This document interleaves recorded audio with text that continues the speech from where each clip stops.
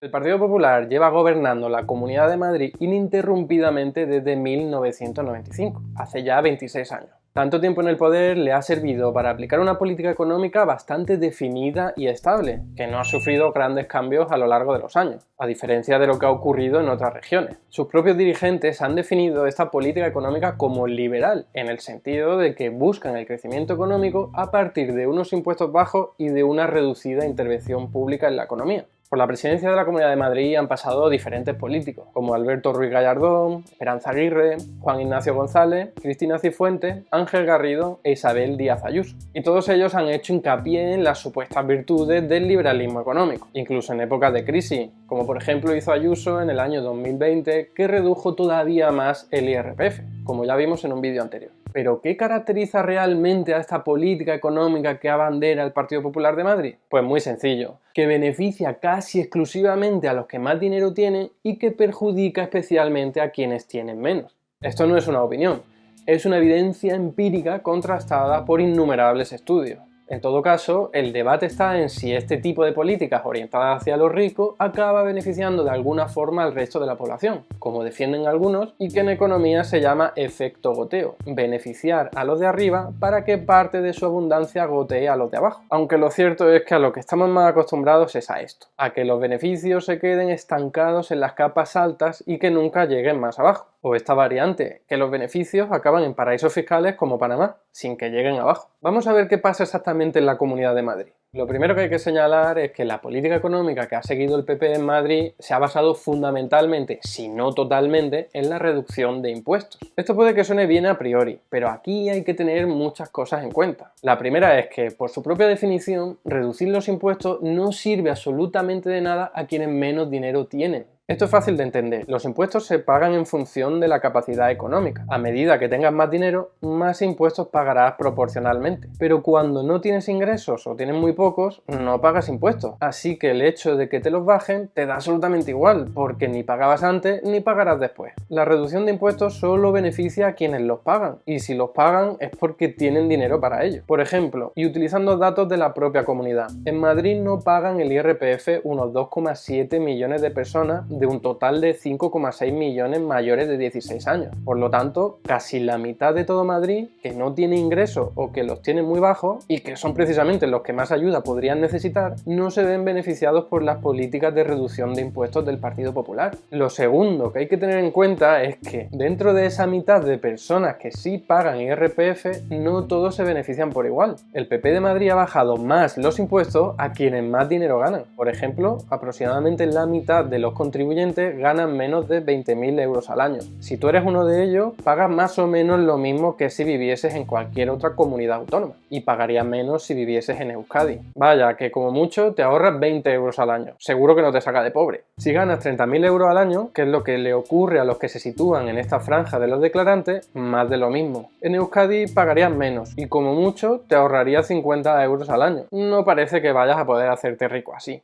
Si en cambio ganas 45.000 euros, que es una cantidad ya bastante importante que solo gana un pequeño porcentaje de la población adinerada, entonces en Madrid pagarías bastante menos en impuestos que si vivieses en otra comunidad autónoma, exceptuando Euskadi. Unos 200 euros menos que la media española y unos 700 menos que en Navarra o Extremadura. Pero es que si ganas 110.000 euros, que solo lo hace un 5% muy adinerado de los declarantes, entonces en Madrid pagarían menos impuestos incluso que en Euskadi, unos 700 euros menos que la media nacional y 2.400 menos que en Navarra o la Comunidad Valenciana. Y si ganas 300.000 euros, que es un pastizal y que lo hacen 4 gatos millonarios, todavía te benefician mucho más porque pagarían mucho menos que en otras regiones, unos 4.000 euros menos que la media española y 17.000 euros menos que en la Comunidad Valenciana. Y si ya ganas 600.000, que solo lo ganan unos pocos ultra ricos que casi puedes contar con los dedos de una mano, lo mismo. Pagarían mucho menos que en cualquier otra comunidad autónoma, 14.000 euros menos que la media española y 38.000 euros menos que en la Comunidad Valenciana. Es decir, que solo te beneficias de las políticas del PP si ganas más de 40.000 euros al año, algo que solo hace el 30% más rico de los declarantes, que es en realidad solo el 15% más rico de toda la población adulta de Madrid.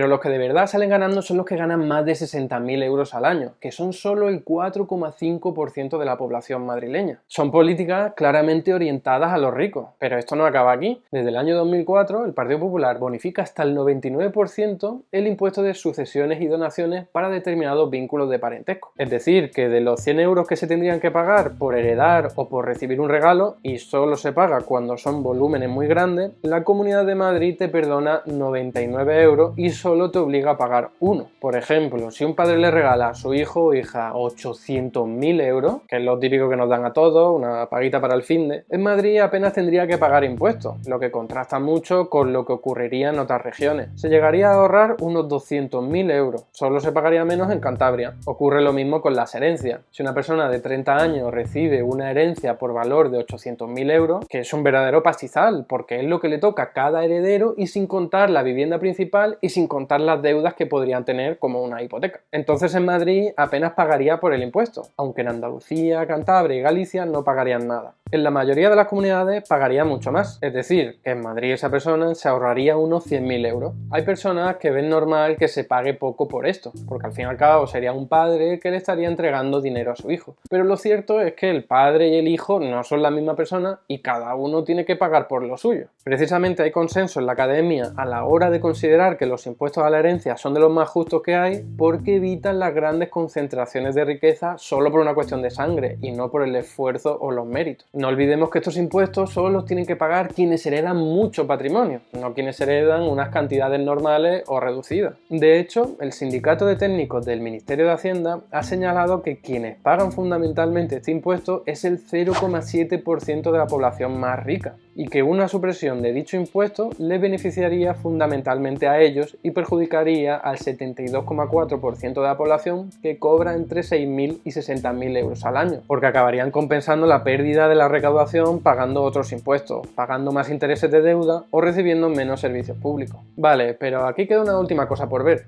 Y es que hay algunas personas que señalan que aunque Madrid tenga datos malos en desigualdad y en presupuesto público, al menos tiene unos niveles bastante importantes de actividad económica y de empleo, lo que en teoría se debería a esa estrategia de reducir los impuestos a los ricos y atraer grandes fortunas. Bueno, pero ¿qué hay de verdad en todo esto? Pues es muy difícil dar una respuesta tajante, pero sí que hay muchos motivos para pensar que hay muy poco de verdad en eso. Sí, Madrid es una región próspera que atrae muchas inversiones y muchos trabajadores, pero nada nos dice que eso sea así gracias a su reducción de impuestos a los ricos. Más bien, la evidencia disponible nos apunta en una dirección muy diferente. Se ha publicado recientemente un prolijo estudio que analiza precisamente cuál es la razón del éxito de la Comunidad de Madrid, y sus conclusiones tienen muy poco que ver con el discurso del Partido Popular de Madrid y sí tienen mucho que ver con el hecho de que la comunidad albergue en su seno a la capital de todo el país. En primer lugar, nuestro país tiene un sistema radial de carreteras y ferroviario cuyo epicentro se sitúa en la capital, en Madrid, lo que facilita y abarata el desplazamiento de mercancías y viajeros, lo cual es imprescindible para la actividad económica. Si además le sumamos su infraestructura aeroportuaria, que es la que más inversión ha recibido de todas las del país, concluiremos que ninguna otra región disfruta de estas ventajas económicas.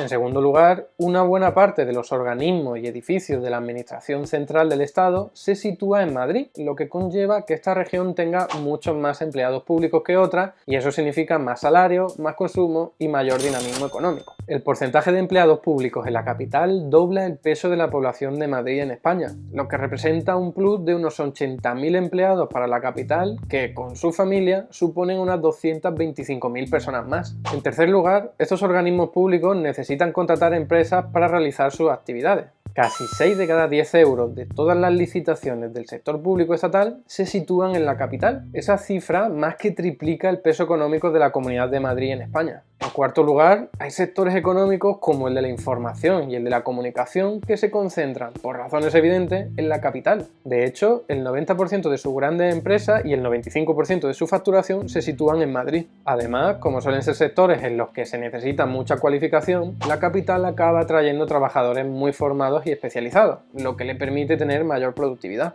Y en quinto y último lugar, y debido a todo lo anterior, es decir, a que tengan mejores infraestructuras, mejores comunicaciones, mejores recursos, más trabajadores cualificados y al fin y al cabo mayor dinamismo económico, las grandes empresas prefieren operar en Madrid porque se benefician de todas esas ventajas. De hecho, casi la mitad, el 44,5% de las 1000 mayores empresas españolas tienen su sede en la Comunidad de Madrid. En consecuencia, Madrid es una región próspera y boyante en términos económicos y de empleo, no porque apruebe regalos fiscales a los ricos, sino por su condición de capitalidad. Lo que explica el crecimiento económico no es que la gente con dinero se domicilie en el territorio, ya que al fin y al cabo eso no genera ni inversión, ni empleo, ni nada, sino que las empresas decidan realizar sus actividades ahí por las ventajas que disfrutan y que haya mucho más dinero en circulación. Y las empresas pagan en Madrid lo mismo que pagan en otras zonas de España. En realidad, aunque los gobernantes de la Comunidad de Madrid no hubiesen aprobado regalos fiscales a los ricos, la región seguiría siendo igual de próspera que en la actualidad. Lo único para lo que han servido las reducciones de impuestos en Madrid ha sido para hacer más ricos a los ricos, para incrementar la desigualdad de riqueza y para reducir la recaudación tributaria de otras comunidades autónomas. Esto ha conllevado un incremento del endeudamiento público y un encarecimiento de la factura de los intereses, al mismo tiempo que se ha destinado menos dinero a educación, sanidad y vivienda, que son precisamente las políticas que más podrían beneficiar a los más humildes. En fin, el Partido Popular lleva 26 años gobernando para los ricos y olvidando a los más humildes, y pretende seguir haciéndolo durante mucho tiempo más. Esperemos que esta peligrosa tendencia termine lo antes posible, por el bien de la población de Madrid, pero también por el bien de la población del resto del país. Y hasta aquí el vídeo de hoy. Muchas gracias por estar ahí y si te ha resultado interesante no dudes en comentar, darle like y compartir, que la teoría económica dominante no se combate sola.